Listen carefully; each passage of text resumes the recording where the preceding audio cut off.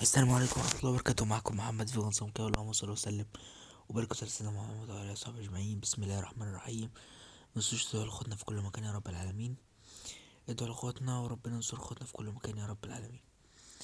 أبطال أفريقيا، المنتخب المغربي بيفوز على نيجيريا في مباراة نص النهائي بعد شوط إضافي أول وثاني، وبعد ركلات ترجيحية. كان بطل الليلة وعريس الليلة وهو اللاعب القدير ياسين بونو، حارس عرين الأسود الأطلسي بقيادة أشرف حكيمي وإبراهيم دياز. يتأهل المنتخب المغربي إلى دور النهائي لمواجهة السنغال على مباراة تحديد صاحب اللقب.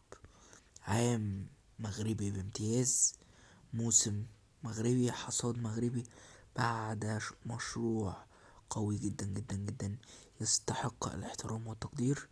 بعد أداء طويل طول البطولة، مواجهة فرق كبيرة جدا في البطولة، أصفر في الآخر إن أنت قدرت تروح النهائي بأداء وبنتائج مقنعة جدا جدا للمنتخب المغربي. المنتخب المغربي بيتألق عشان يثبت إن هو الأقوى والأحق بالبطولة، وتألق ياسين بونو للفوز بالبطولة. متنسوش صلوا على النبي عليه السلام، وإن شاء الله نكون معاكم في النهائي نغطي تغطية المباراة النهائية. كل التوفيق للمنتخب المغربي إن شاء الله.